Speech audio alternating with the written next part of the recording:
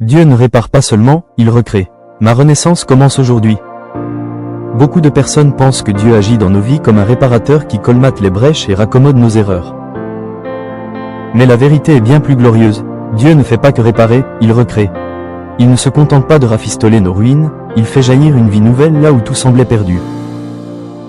Aujourd'hui peut être ton jour de renaissance, car en Jésus-Christ, une transformation radicale s'opère. 1. Dieu fait toutes choses nouvelles.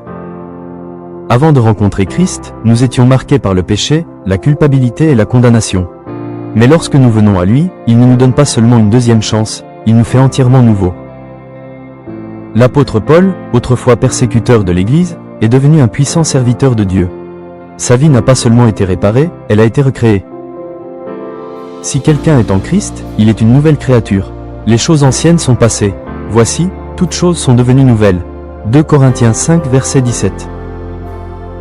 2. Dieu restaure ce que l'ennemi a détruit. Quand l'ennemi a semé la ruine dans nos vies, Dieu ne se limite pas à réparer les dégâts, il promet de redonner une gloire encore plus grande. Job avait tout perdu, sa famille, ses biens, sa santé. Mais Dieu a recréé son histoire en lui donnant le double de ce qu'il avait avant.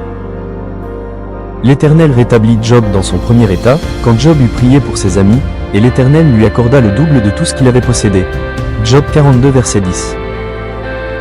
3. Dieu change notre cœur de pierre en un cœur nouveau.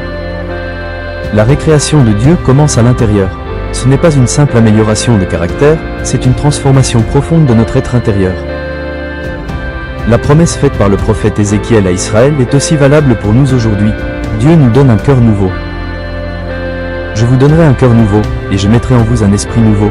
J'ôterai de votre corps le cœur de pierre, et je vous donnerai un cœur de chair. Ézéchiel 36 verset 26.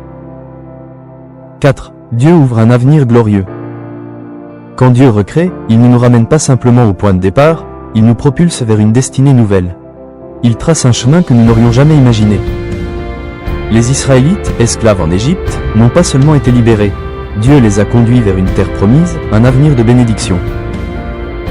Car je connais les projets que j'ai formés sur vous, dit l'Éternel, projets de paix et non de malheur, afin de vous donner un avenir et de l'espérance. Jérémie 29 verset 11. Dieu ne se contente pas de réparer ce que le péché, la douleur ou les échecs ont brisé. En Christ, il recrée, il renouvelle, il donne une vie entièrement nouvelle. Ta renaissance ne commence pas demain, elle commence aujourd'hui. Ose croire que le Dieu de la nouvelle création agit en toi dès maintenant. Prie avec moi aujourd'hui. Seigneur Tout-Puissant, merci parce que tu ne te contentes pas de recoller les morceaux de ma vie, mais tu fais de moi une nouvelle créature en Christ. Aujourd'hui, je choisis de marcher dans cette renaissance que tu m'offres. Change mon cœur, renouvelle mon esprit, et conduis-moi dans la destinée que tu as préparée pour moi. Au nom puissant de Jésus-Christ. Amen. Si cette vidéo vous a béni, n'hésitez pas à le partager avec quelqu'un qui a besoin d'espoir et dans vos différents réseaux sociaux. Soyez abondamment bénis.